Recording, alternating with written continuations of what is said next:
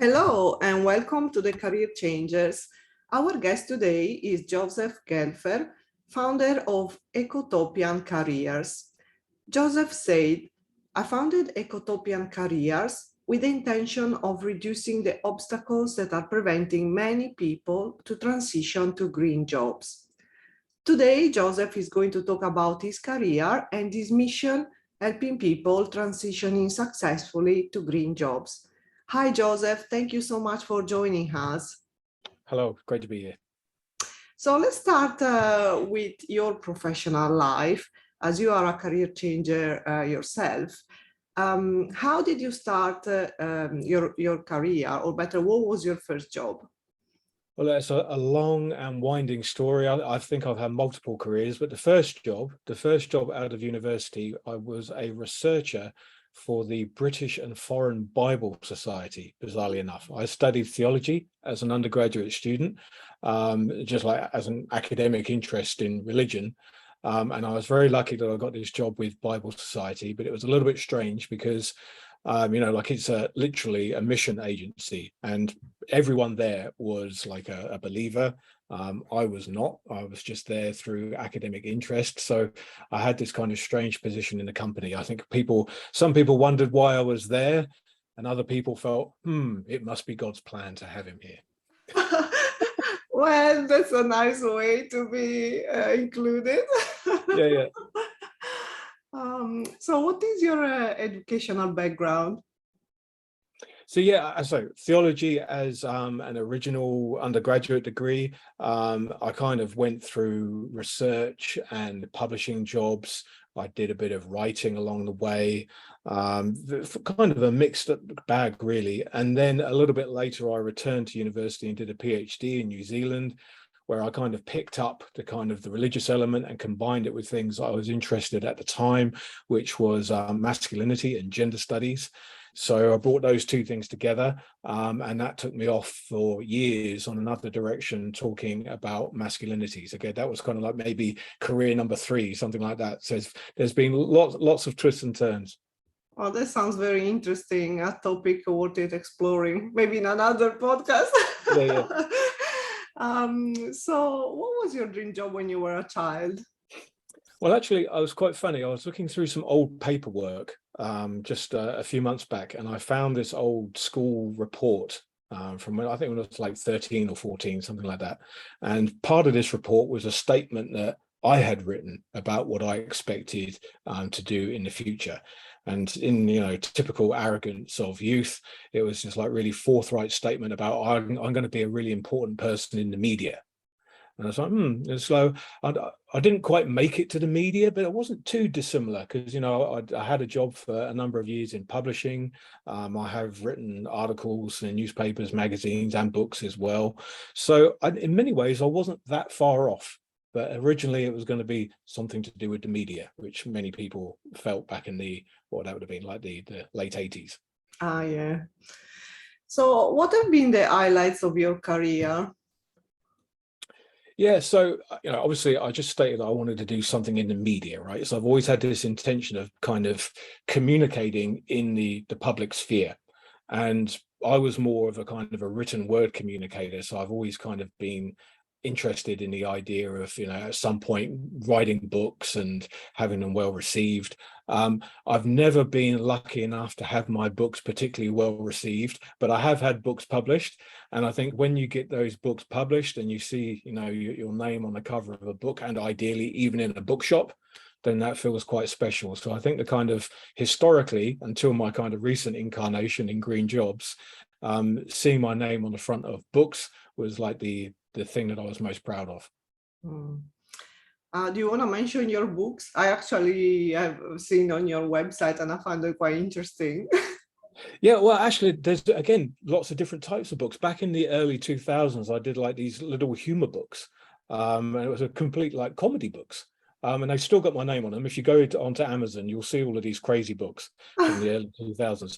But I kind of try and pretend that they don't exist, and that like the first real books came a little bit later on. And one of those, but the most recent of which was Masculinities in a Global Era, which looked at how the subject of masculinity looks differently in different parts of the world, trying to theorize a little bit about how we understand masculinity to function in society. But there's been quite a few books on different subjects along the way. That sounds very interesting.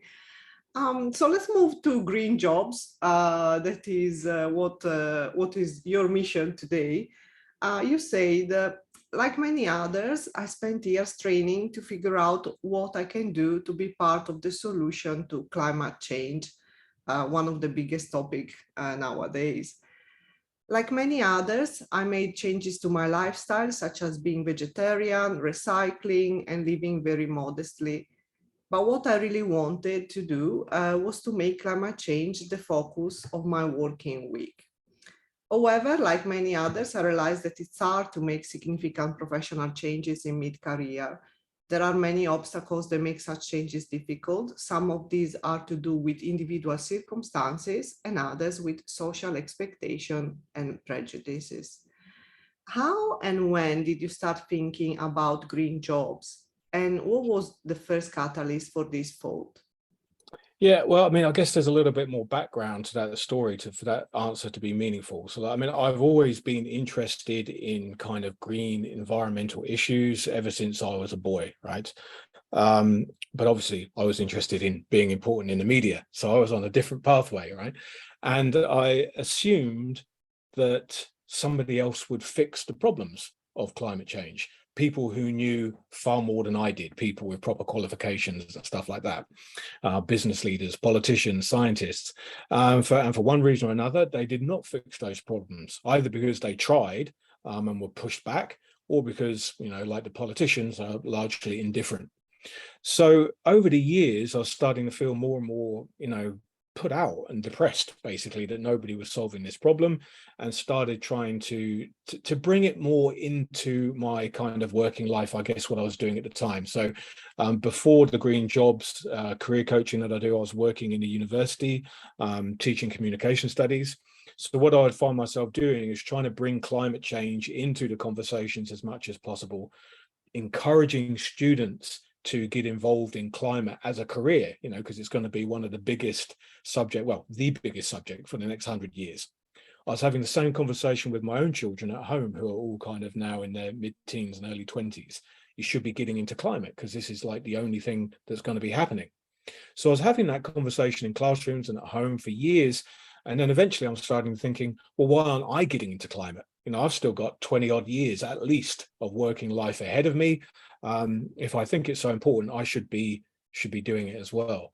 And that's where I started hitting the obstacles of it not being so easy to make those types of mid-career transitions. You get stuck in a rut. People think your expertise in a particular type of place. Some people experience ageism. So that's when I thought, really, we need some kind of service that can help people who are interested in climate issues turn that into their working week. There wasn't anything like that around, unfortunately. If there was, I would have signed up. So I thought, well, I'll just create it myself. So that's actually a similar origin story to many services, people kind of feeling that they wanted help, the help didn't exist, so they ended up creating it themselves.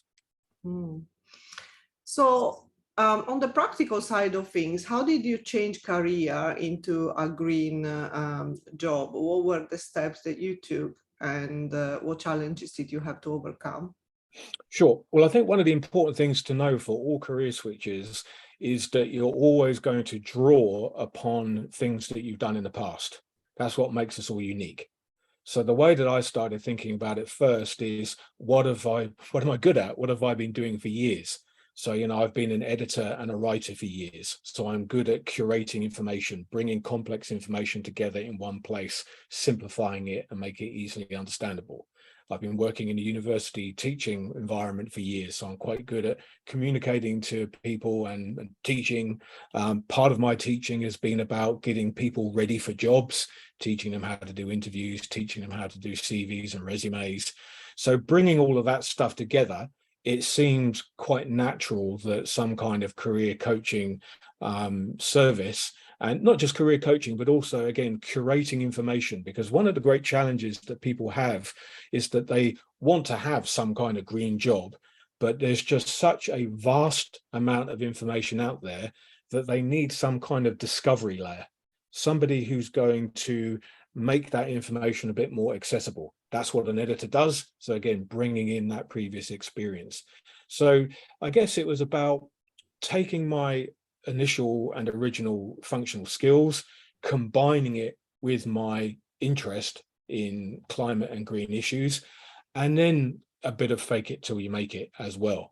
Putting all of that stuff together, and a lot of, business strategy, trying to figure out how you're going to monetize this stuff, which is also obviously very important in the context of climate. That's what shifts you from being a climate activist to working on climate. There's actually got to be some revenue involved. Bringing all those things together, that's how I created the new direction. So a green job, well, we all assume is something to do with protecting or saving the environment, but how would you define it? What is exactly a green job? It's actually not a particularly easy thing to define, because people have lots of different ideas. There are some commonly accepted kind of definitions from people like the International Labour Organization, but they're relatively vague, and it would be quite easy for people to look at those definitions and think, well, that doesn't really suit the kind of thing that I'm interested in.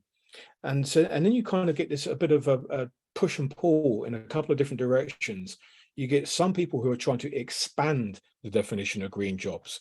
One good example of this is the feminist Green New Deal, for example, who are interested in incorporating care jobs as being part of the green economy.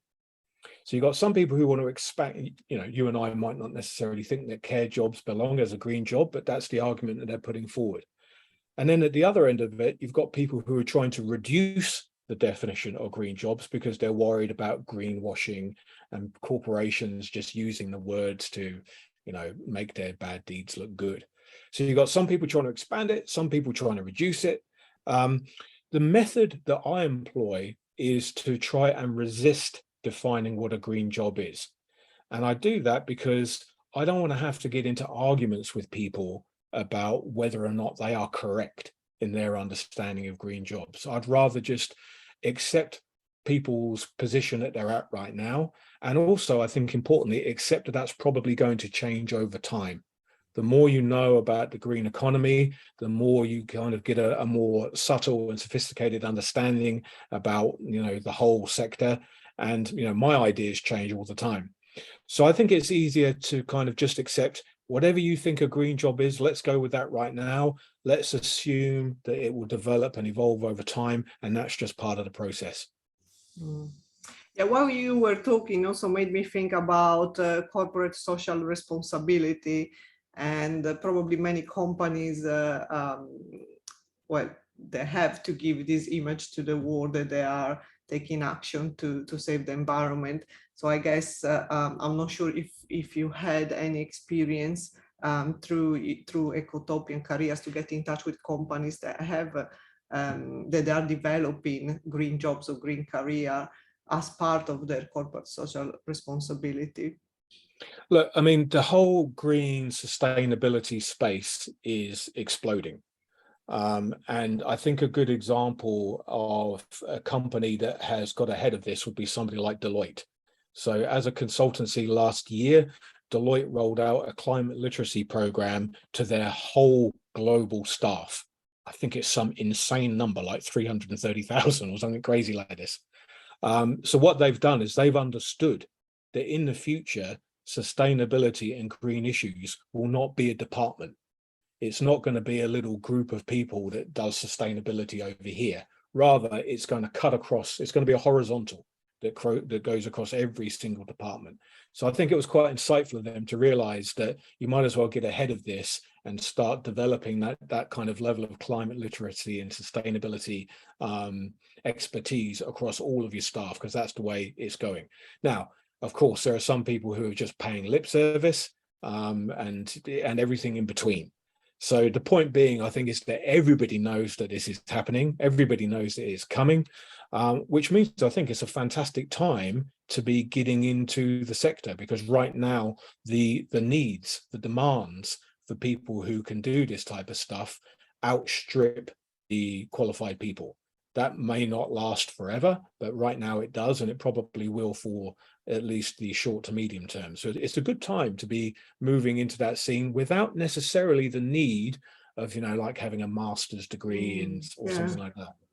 I think it reminds me of probably, I guess, 15 years ago when people started to work in digital.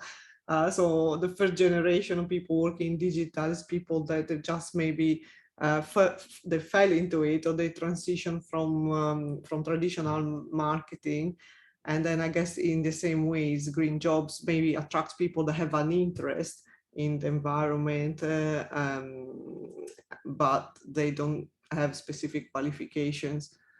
Yeah, I think that's a very good analogy. I mean, look, there are two ways of thinking about how big this issue is going to get. There's like a conservative vision of it and a more imaginative vision. So the conservative vision, if you look at something like the LinkedIn Global Green Skills Report, which was published earlier this year, they have the statistics which show it was something like the jobs that require green skills are expanding at like 8% per year or something, and the number of people who have those green skills is expanding at 6%.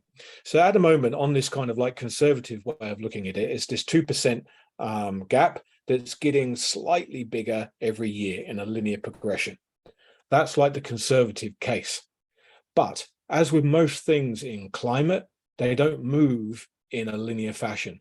They tend to move in an exponential fashion.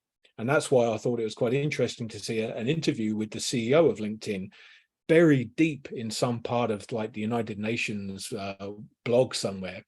And the headline of this interview was that he believes that 50% of jobs will be impacted by climate by, I think it was like 2040 or something like this. Now, that doesn't mean that half of all jobs are going to be green jobs, but that are going to be impacted by climate. So that really implies that half of all jobs are going to require some understanding of climate issues in order to just to be viable. And that was the first really serious kind of like commentator in the job sphere that I'd ever read. I thought, now that is a number that feels realistic to me.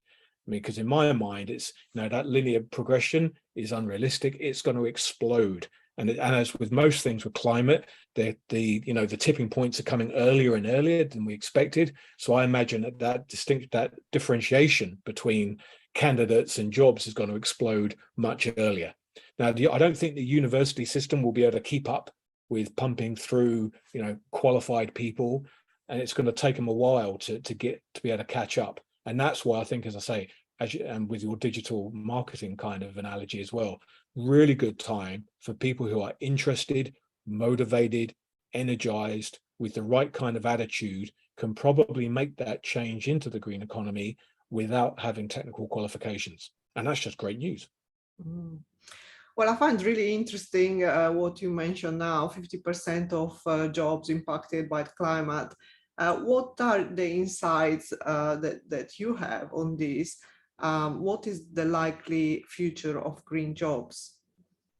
Well, I mean, what I would argue probably is that there will be no green jobs in the future because all jobs will be green.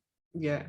So we're going to get to a point, either through kind of consumer sentiment or just full-on government legislation, where pretty much every product and service is going to have to be sustainable, otherwise it won't have a market.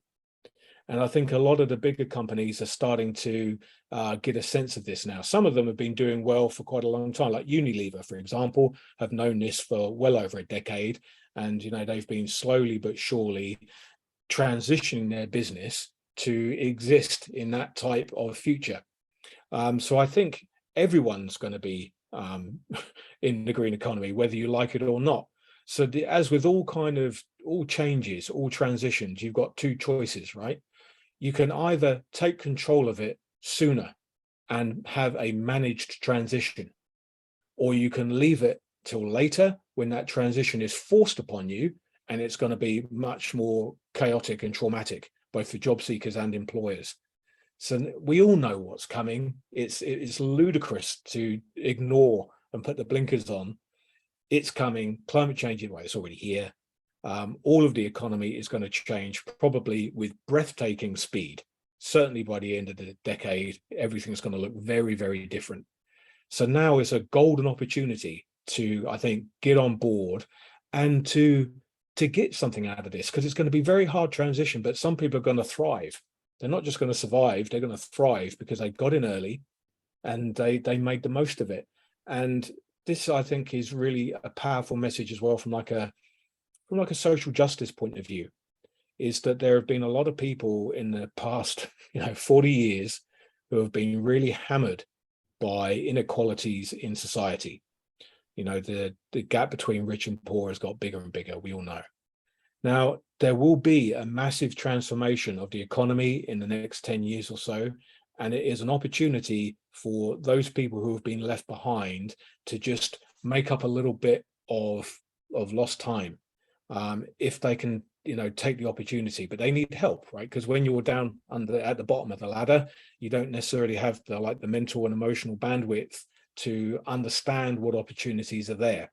And that's why I think like green career coaches are really important, to try and empower people, because all of the big businesses, they're going to figure out how to make money out of this. All of the corporations, they'll be fine.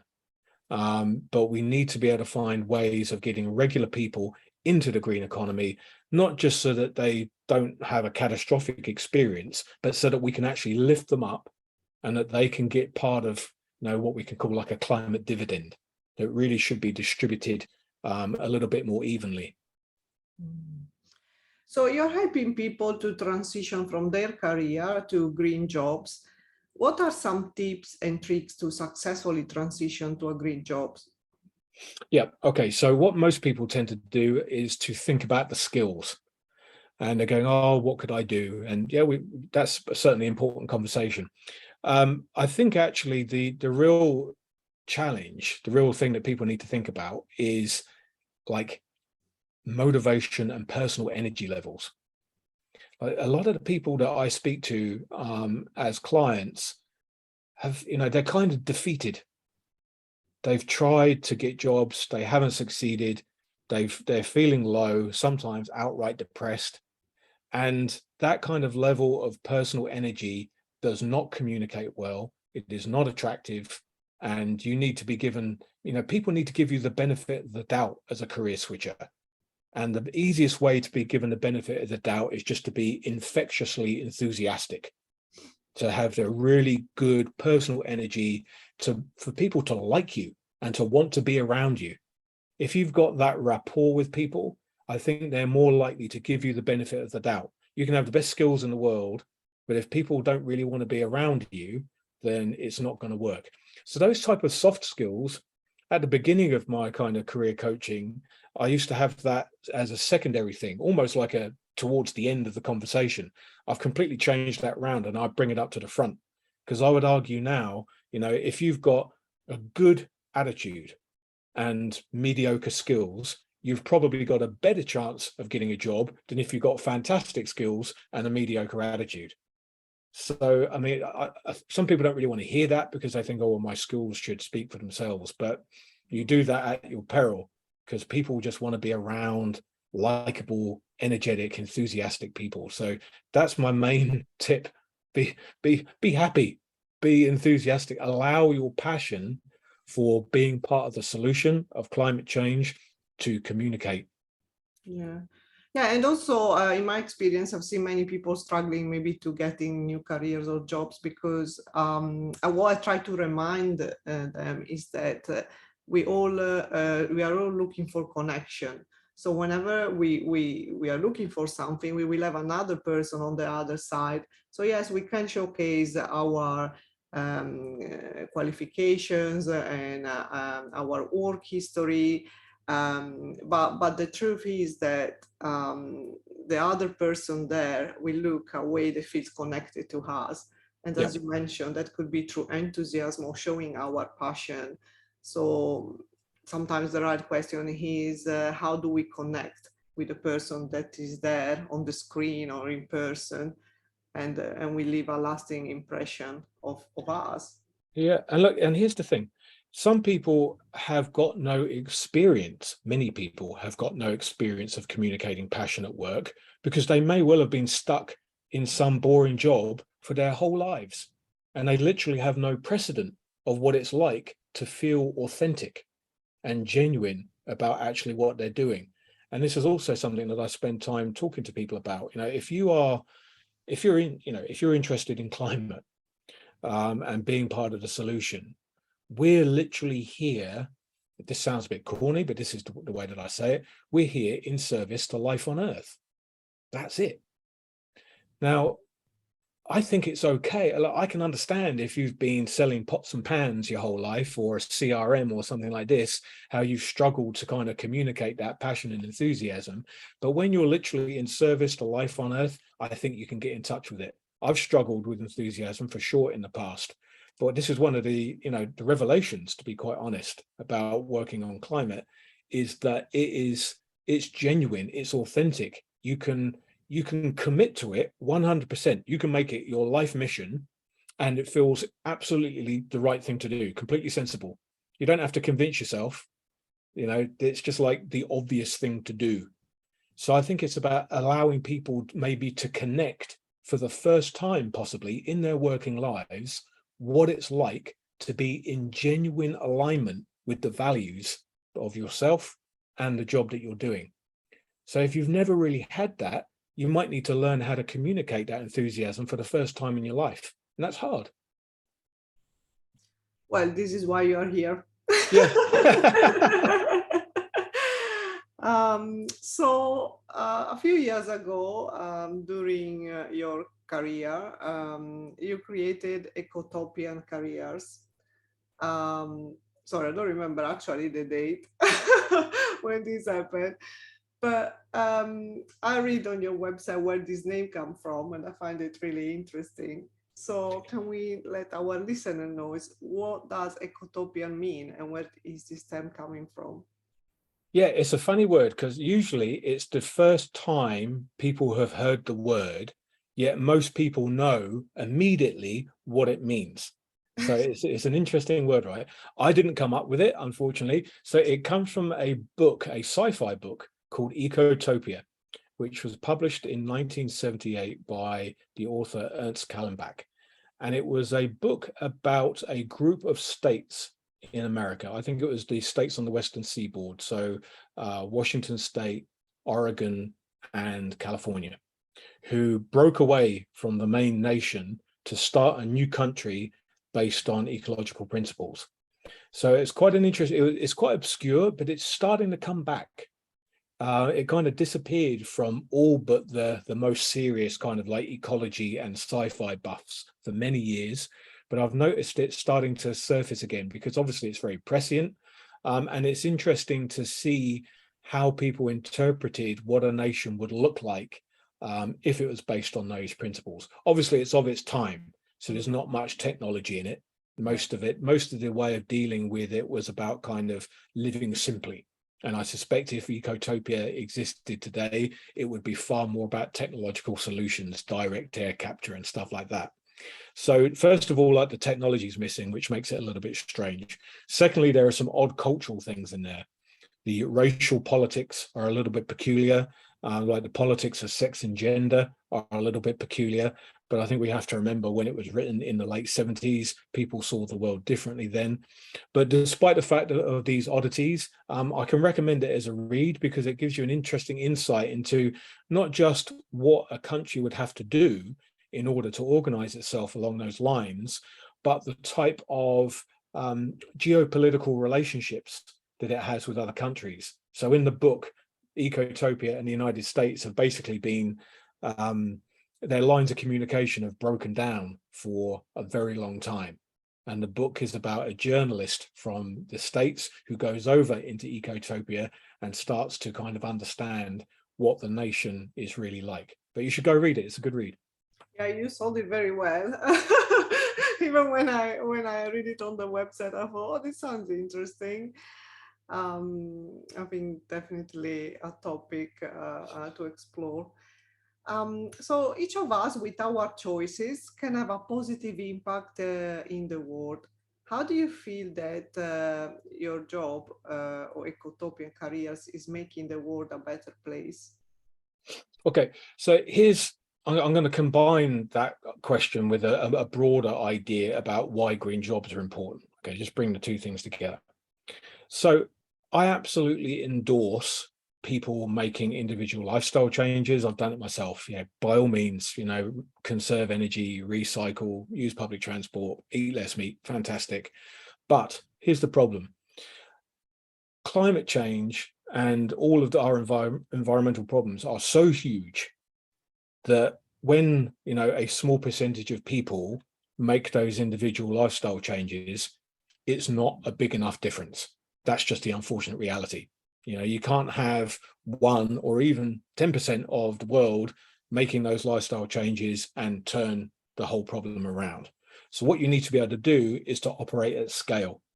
So that's what I was thinking in order to create Ecotopian Careers in the first place. What can I do so I don't just affect change in my own life, but in the lives of others, hundreds, thousands, maybe if I'll get lucky, hundreds of thousands of people. And that, again, is the value in general of green jobs. So there's like a knock-on effect of this. So if I help one person get a green job, their green job impacts 10 people or 100 people, and then I get that flow on impact. So what we really need is each person who cares enough to be able to change not just their lives, but the lives of many people. And that, I think, is one of the reasons why I was happy to be able to do something like Ecotopian Careers, and one of the reasons why I like green jobs in general, because it enables people to operate at scale. And there are other great things about green jobs. There's 3 things that I tend to bring up. Number 1, it is like the morally correct thing to do. There's just no argument with that. Number 2, the green and climate kind of space is probably the most innovative, interesting, and creative industry around right now.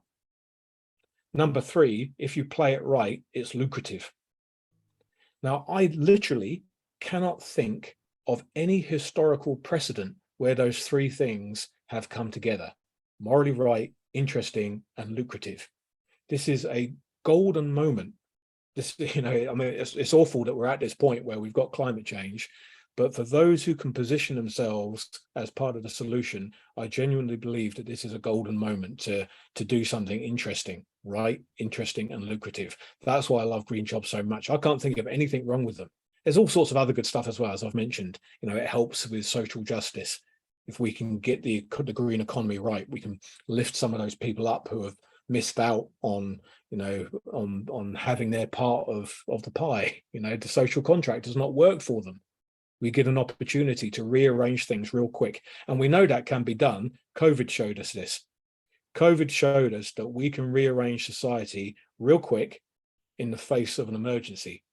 And I think what we'll see here is not something similar, but something much bigger, much more adventurous in scope will happen with climate. And I think it's going to happen much quicker than people imagine. So I'm aware that you are making available some resources to anyone that is looking or is exploring to change their career. What are these resources so that someone interested can reach out eventually? Yeah, look, the main free resource that people should be going and looking at is just go and sign up to the weekly newsletter.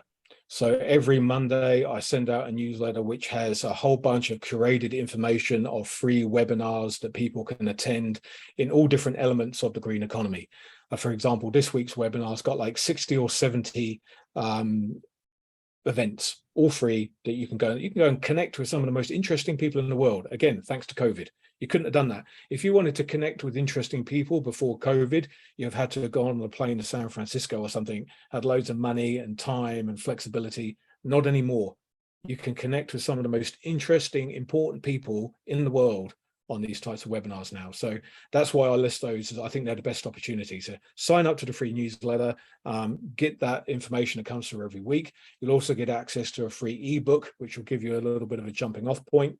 I've also got then, that's like the end of the free stuff, but I've also got obviously my paid services. I've got an online course that people can subscribe to in order to learn how to transition to a green job. And then there's the one-on-one coaching as well.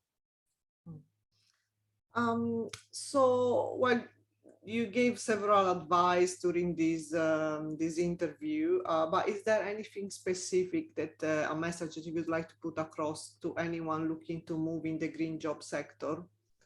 Yeah, I think people really need to figure out their focus. People come with a desire to do something useful. And what they then start doing is casting around, applying for different types of jobs, and generally not having much success. And the reason for that is that they haven't really positioned themselves in alignment with any particular job. So the first and probably the most difficult step for many people that I'm working with is, what is your focus actually going to be?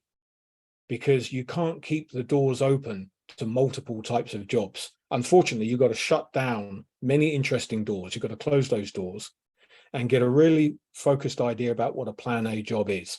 And by a plan A job, I literally mean like this job title in one of these 10 companies, or in a sector with this type of work culture in this location with this many employees, real specific.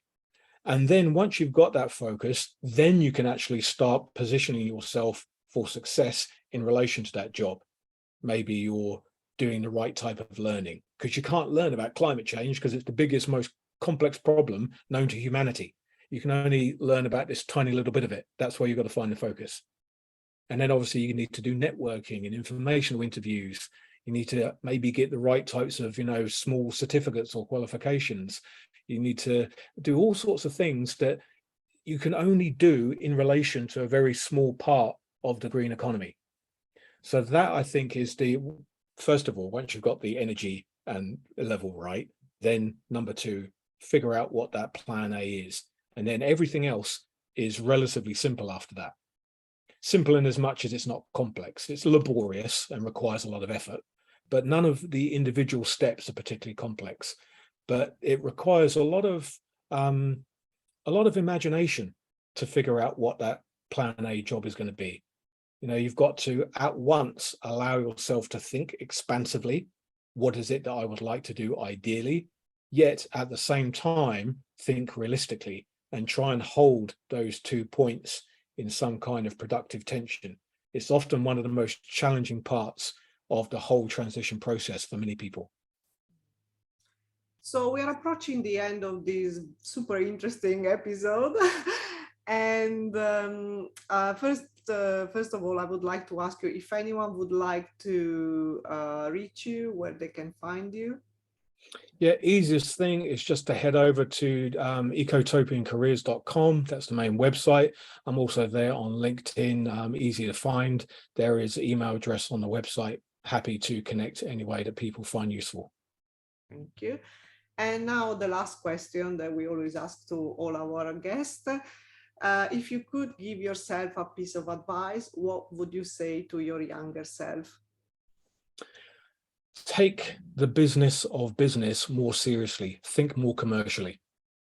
That is the advice I give. So as somebody who grew up, like thinking about writing and being creative, studying humanities, stuff like that, I did not take commercial skills seriously enough. And this is something that is super important in the green economy and in the climate space, because what a lot of people do is they come to the issue via their activism, right? They are climate activists of some description, and they want to make it part of their working week, which I obviously absolutely endorse. But the type of mindset and skill set required to be an activist is completely different to the type of mindset and skill set that's required to monetize climate in a job or in a business. So you've really got to understand what are the revenue streams. How can we make money out of this problem? And that can be a real emotional blockage for people, because they start thinking, well, it doesn't sound right to be making money out of climate change. That's the world we live in. We work in a world which is based on business models and revenue streams. And I think you've really got to make peace with that commercial element in order to succeed in the career transition to the green economy. Well, thank you very much, Joseph, for joining us today and sharing your inspirational story and wisdom with our listeners. Thank you. And the last message for our listeners, don't forget to subscribe to our channel and tune in next week for a new inspirational episode of the Career Changers. Thank you.